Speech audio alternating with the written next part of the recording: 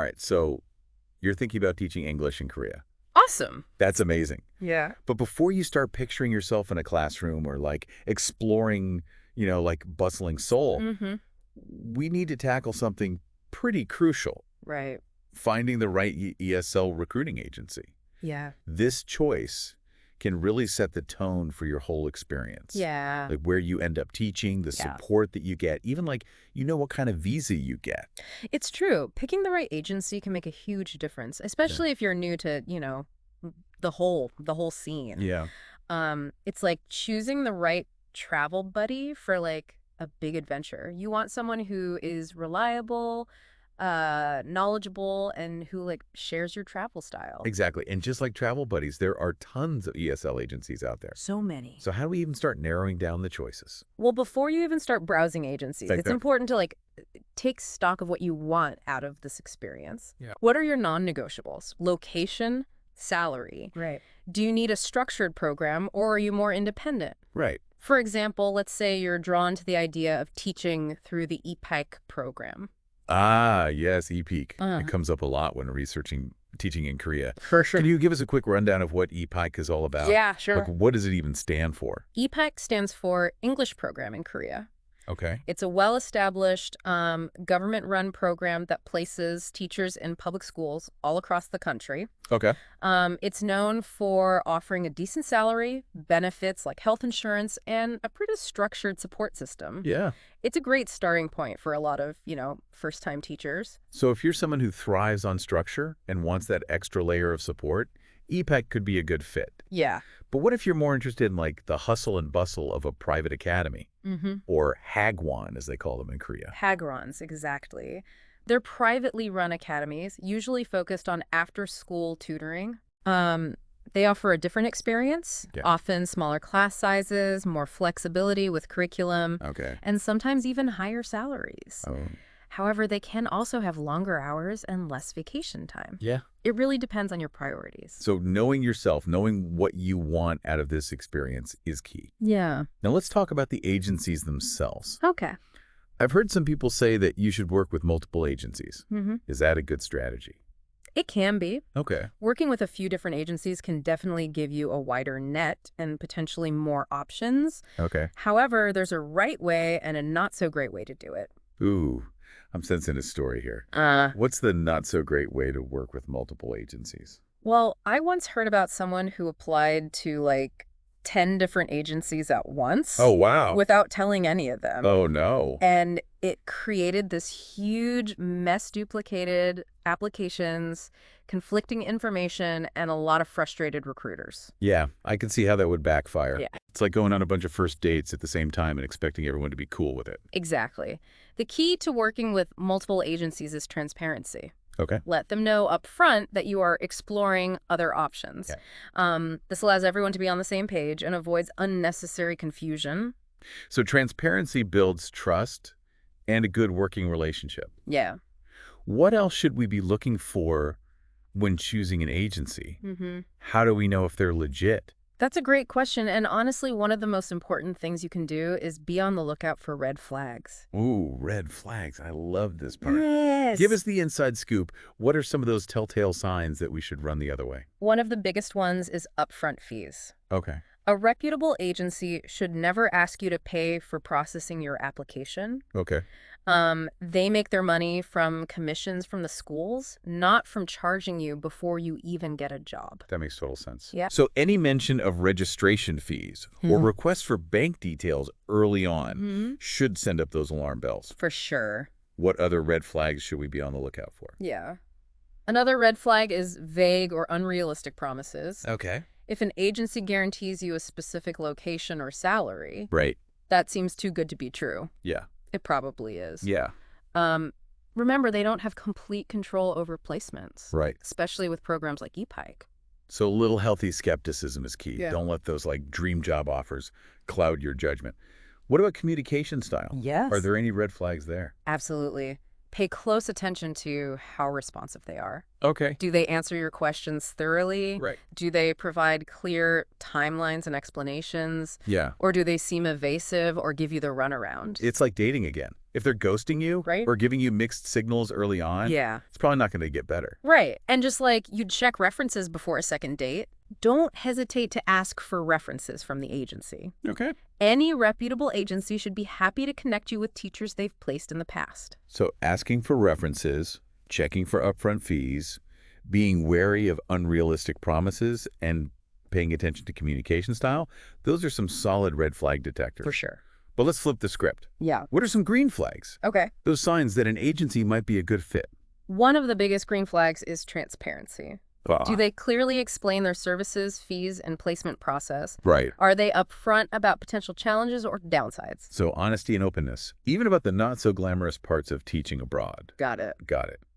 What else should we be looking for? Look for agencies that are genuinely invested in helping you find the right placement, not just filling a spot. Do they ask about your teaching preferences, Yeah. your goals, your lifestyle? Right. Do they take the time to get to know you? It's like finding a good therapist. You want to feel heard and understood. Exactly. And a good agency will go beyond just the basics. Okay. Do they provide support with things like visa applications, finding housing, Yeah. or even cultural orientation? That kind of support can be invaluable, especially when you're moving to a new country. It can really ease those pre-departure jitters. It really can. And a great way to gauge the level of support an agency offers is to check out their website and online resources. Okay. Do they have detailed guides, FAQs, Right. or helpful blog posts? Those resources can be a gold mine of information, especially for first-timers. Yeah. It shows that the agency is invested in, going the extra mile to help their teachers succeed. Right. And don't underestimate the power of online reviews. Ooh, yeah. Sites like Dave's ESL, Go Overseas, Right. or even Reddit can provide valuable insights from teachers who have actually worked with these agencies. But with online reviews, it's important to be discerning, right? How do we sift through all those opinions and find the truly valuable feedback? You're right. Not all reviews are created equal. Yeah. Pay attention for reviews that focus on specific aspects like communication style, Okay. placement success rate, Yeah. or support services. Right. These are usually more reliable indicators than reviews that just say, Right. this agency is great or this agency is terrible, Yeah. without any real context. So looking for those detailed, nuanced reviews that go beyond just a simple thumbs up or thumbs down. Right. Makes sense. Another tip is to check the dates of the reviews. Oh, okay. Focus on more recent reviews as things can change quickly in the ESL world. Yeah, that's true. Agencies can improve or decline over time, so recent feedback is usually the most relevant. That's a great point. Things can change so rapidly, so those recent reviews are like gold. Exactly. Okay, so we've gathered all this information. Yes. We've checked reviews. We've identified red flags and green flags. Right. How do we actually make the final decision? Yeah. It still feels overwhelming. I get it. It's a big decision. Yeah. But by now, you should have a much clearer picture of what you're looking for. Right. The next step is to reach out to a few agencies that seem like a good fit and start a conversation. So it's like that initial getting to know you phase. Exactly. What are some key questions we should be asking during those initial interactions? Don't be shy about asking specific questions about their placement process, Okay. their support services, their fees, and their communication style. Okay.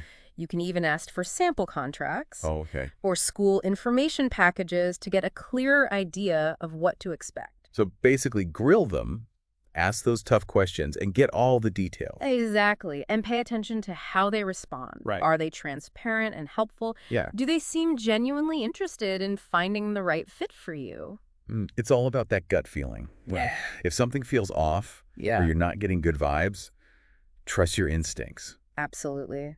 And don't feel pressured to sign with an agency right away. Okay. Take your time, compare your options, and choose the one that aligns best with your needs and priorities. It's amazing how much goes into choosing an ESL agency. It's so much more than just browsing a website and clicking apply. You're right. It's a process that requires research, reflection, and a healthy dose of discernment. Yeah. But finding the right agency can truly make all the difference in your teaching adventure. It really is. It's an investment in your experience, in your peace of mind, and ultimately in your success as a teacher in Korea. Couldn't have said it better myself. Now, I know this might seem like a lot to take in. Choosing an agency is just the first step in a much bigger journey. Right. And speaking of the bigger journey, what happens after you've signed with an agency? What can listeners expect in those, like, pre-departure months? That's when the real fun begins. Your agency will guide you through the visa application process, help you gather the necessary documents, and even offer tips on things like packing and preparing for Korean culture. It sounds like they really hold your hand through the whole process. But what about connecting with other teachers? Are there any resources for that? Absolutely. This is where online communities can be a game changer. Facebook groups, forums dedicated to teaching in Korea, even subreddits, they're all teeming with experienced teachers who are more than happy to share their wisdom and support. It's like having a virtual mentor or a network of friends before you even arrive in Korea. Exactly. You can ask questions, get advice on everything from lesson planning to finding an apartment, and even connect with people who will be teaching in the same city. That's so cool. It takes away so much of the unknown and helps you feel like you're already part of a community. It really does. And remember, choosing an agency and connecting with other teachers is just the beginning.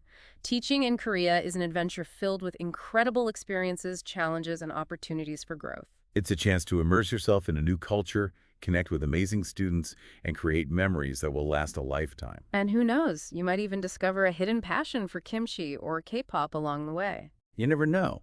Okay, so as we wrap up this deep dive, what are the key takeaways you want our listeners to remember? First, know yourself. What are your priorities? What kind of teaching experience are you looking for?